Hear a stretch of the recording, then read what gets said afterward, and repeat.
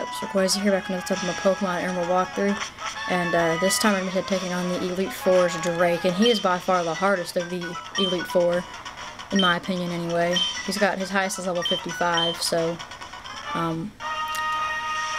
you might ask why I didn't lead with Altaria. Well, I don't have to use Altaria unless I absolutely have to, because Altaria, as we all know, is weak to Dragon-type attacks, so Altaria kind of wasn't an option in this battle, but Poseidon luckily has Ice Beam, which will probably save my skin in this battle, because if I did not put Ice Beam on something on my team, I would have really been screwed. So Ice-type attacks are obviously your best bet against Dragon types. That's the only, they only have 2 weaknesses, and I got a critical hit. I'm not sure if that mattered or not. Oh, I forgot to say Shelgon's moveset. Shelgon is level 52 Dragon type with the moves Dragon Claw, Rock Tomb, Protect, and Double Edge. That's his first Shelgon. He's got, oh no, he doesn't have another one in this game, I forgot. Next Pokemon is Altaria, level 54 Dragon Flying type with the moves Double Edge, Dragon Dance, Dragon Breath, and Aerial Ace. Now don't let this thing set up with Dragon Dance, but I hope, with this being times 4 damage, that it can possibly knock it out, or at least get it to where it's in low health. Because if this thing sets up, it's very, very, very dangerous. And I got another critical hit. I'm pretty sure that one probably would have mattered, because Altaria is rather, it's kind of bulky, so. His next Pokemon is Kingdra. Kingdra is a Water Dragon type level 53 with the move Surf, Dragon Dance, Body Slam, and Smoke Screen. So he likes to lower your accuracy, and boy will he do it, so might want to watch out for this thing.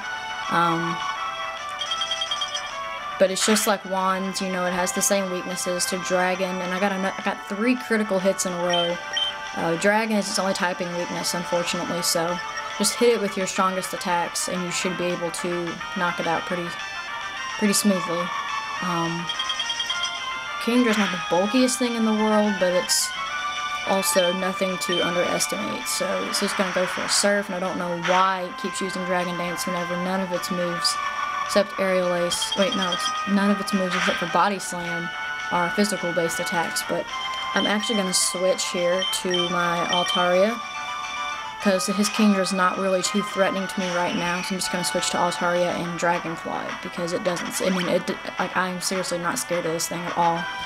The worst it can do is Body Slam. It doesn't have any super effective moves like Dragon Pulse or something that it can hit me with, but even if it uses Smoke Screen, I've got Aerial Ace, which negates that, so Dragon Claw should be able to take it out. I hope.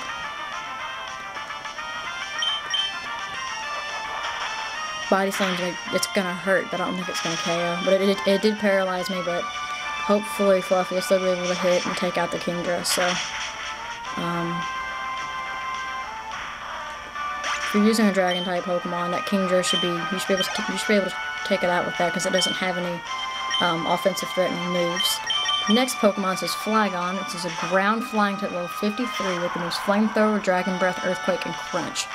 Ice types are its only weakness, because it has the ability to levitate, so moves like Earthquake obviously won't hit it.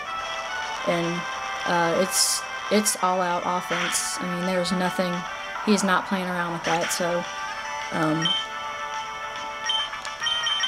actually going to go to my Absols. I had an idea. It's level 51.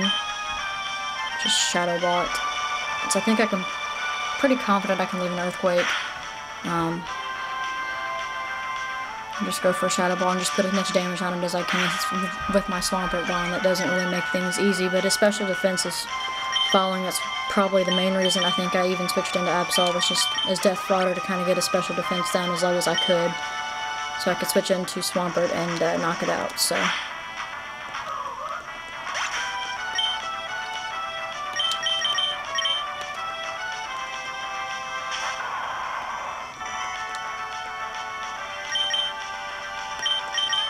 should need a Hyper Potion.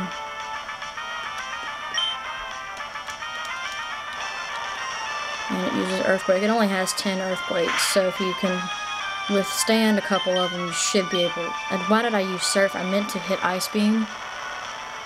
I'm gonna have to heal again in between turns, because another Earthquake will be enough to take me out, so I'm gonna have to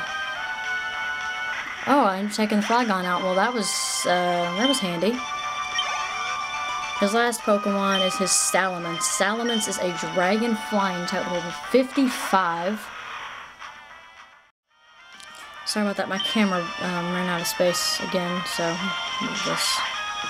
So if the angle was a little weird in the beginning, I'm sorry for that, but I'm just going to go for an Ice Beam, because that's Salamence's only weakness besides Dragon, and my Poseidon can live a couple Dragon Claws, so anyway, its moveset is Flamethrower, Crunch, Dragon Claw, and Rock Slide, and it has a Sitrus Berry on it, and that did way more than I thought it was going to. I thought I was going to have to hit it 2 or 3 times just to get it where I want it in health, but he's probably going to heal, so I'm going to also, because I don't want to lose Swampert, because everything else on my team, that Salamence would just completely decimate, so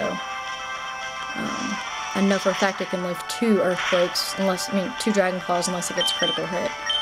So that Salamence, for me, is as good as dead, so don't underestimate Drake. He is very, very, very, very powerful. That Salamence and that Salamence and that Flygon can really, really give you some major problems. And so can the Kingdra with Smokescreen, so if it lowers your accuracy, that could really, really be an issue. Especially if you're using the same Pokemon throughout the whole fight.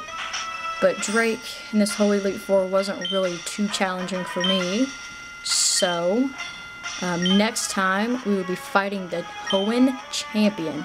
That's right, the Hoenn Champion. So I would recommend you save your game and heal up your Pokemon, because this is it. This is all that we have left. I will see you guys for the final episode of my Pokemon Emerald walkthrough.